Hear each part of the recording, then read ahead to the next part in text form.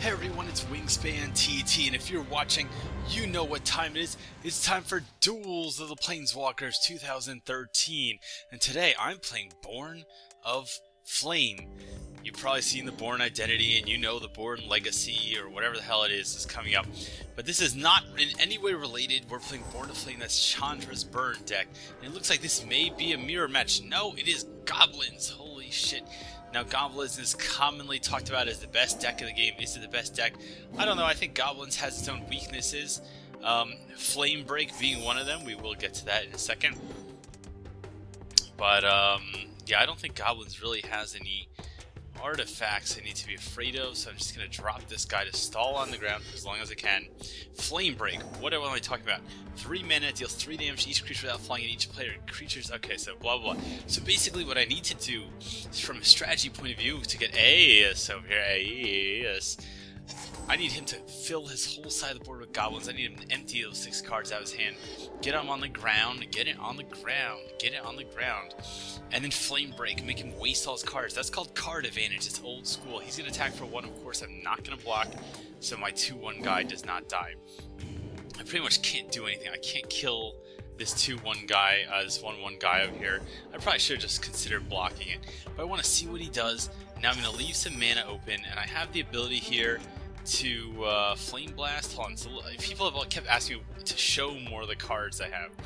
Red Sun Zenith is strictly better than Blaze, X damage spell that also exiles the target and gets shuffled back in your library. Alright, this just deals 3 damage as an instant. I showed you Flame Break, and the so powerful Fire Blast, which you can pay 6 to do 4 damage as an instant to target creature or player, or you can sacrifice 2 mountains. People are like, why would you sacrifice 2 mountains? Well, it depends. If they're, you know, you can basically tap out, your opponent could think you have no tricks left, and then you can play Flame Break. Now, what's he playing here? It's a 3/2 Goblin. And you know what? I'm not still completely satisfied with how things are going here. I could block this, but as long as I keep this on the board, he's probably going to be afraid to attack. So he's just going to attack with the 1. He kind of wants to see what I want to do, and that's fine, because as long as he's only attacking for 1 damage a turn, I can live for 18 more turns. What I really want him to do is to play something to overextend himself to get more creatures on the board, and then I'm going to Flame Break and just freaking clear his whole side of the board. Now, of course, this could terribly backfire on me, but hopefully that doesn't happen. Now, he's probably, what he could do is kind of like remove this guy and attack for a bunch of damage. He's got 4 cards in hand. He might have another goblin. Here we go. He's got, equal to the number of goblins on the battlefield. Alright, so 3/2.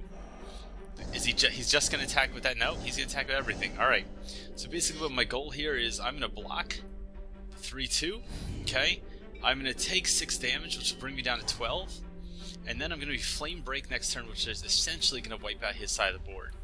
Because now this thing's a 3/3. Flame Break will do enough damage to kill it. To be fair, Flame Break would do enough damage to kill it if he had more creatures. It's just that he doesn't. Now, of course, what I could kind of do is, what I need to do is get permanent threats on the board. I need to draw creatures that can be more scary. And I guess the reality is if I just wait, probably these things are just going to get scarier. So I might as well just Flame Break now. Oh, whoa, wrong spell. Oh shit, now he knows that I have Fire Blast on hand. That sucks. So he's going to do 2 damage to me. I'm going to be taken down to 7, which is a little scary. Luckily, I do have 2 instant removal spells that I can use. Why is it called removal? Because I guess it can remove threats. Now, there's 2 different types of cards that you can refer to in Magic. I mean, there's a lot of different kinds of cards, such as good card, very good card. But what I really meant is threats and answers. This is a threat. When it comes into play, he puts 3. Holy shit. I kind of wish I'd saved that Flame Break now, of course. He could sacrifice a goblin to do extra damage to me, so before that happens, I'm going to use the spear at the end of his turn to kill this off, okay? And now comes my turn. Oh, great. Alright, that's not really going to help me, but I can defend for a little bit. Okay, I'm just going to leave this on the defense, so he could slowly do damage to me. It's just a matter of Can he do damage past hand? He's got 3 cards in hand. I have 2 cards in hand. His creatures can basically whittle me down a little bit, get 2 damage down if he attacks everything, and then 1 damage through, bring me down to like 4 life. He could Goblin Grenade me, which would basically just kill me. There's not too much I could do about it if he decides to do that. So will he attack with everything? I don't know. If I were him, I would just do it. I'm at such low life. He just needs to throw me in range of a Goblin Grenade. That's really all he has to do. Now, this is very fortunate. 4/3 Fire Servant. Now, all my spells do double damage. Double fucking damage. Look at that. So basically, I could Red Sun Zenith for like 12 damage next turn. And then, after I do that, I could Fire Blast him. So I could win next turn, essentially. Let's see. 1, 2, 3. I cost 5, 6 mana. That means I could do this for 5. That would do 10. Okay, that would bring him down to 7. And this do 8. Okay. Okay, so I can do it. So if he doesn't kill this by next turn, I win the game. So I have gone. So one thing is, a lot of players have been trying to play red like aggro, aggro, aggro, and maybe that's how the Goblin deck plays, and that's maybe how Chandra's deck played in 2012. But now this is 2013. The rules are a little bit different, and Chandra is not all about aggro. It's a lot more control based. It's a lot more about getting incremental card advantage, waiting for a bomb, dropping it right on AS's head. You know, nothing personal, man, but you're like the Hiroshima of this game, and I'm just gonna be dropping this nuke on your face. So he's going to attack. The one thing I can't do is risk losing Fire Servant. And to be fair, I just don't know enough. Oh, he's going to pass? What is this thing? Okay. Not scary. Not scary. Okay.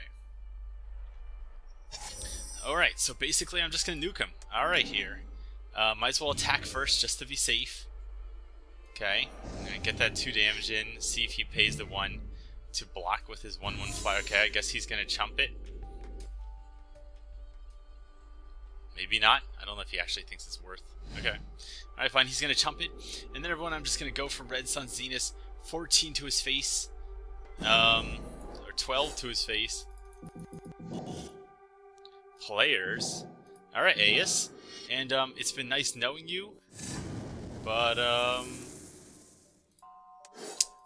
your life is over. Anyway, I'm WiNGSPANTT. I hope you enjoyed this. And I hope you come by TopTierTactics.com and see my deck list for this. Oh, what did I do wrong? I did it wrong. Players. Aes. Oh, sacrifice. Choose. Oh, there we go. Alright, goodbye. Anyway, I may not have read the interface quite well, but I hope you come by TopTierTactics.com and read my deck list for Born to Flame. Cheers.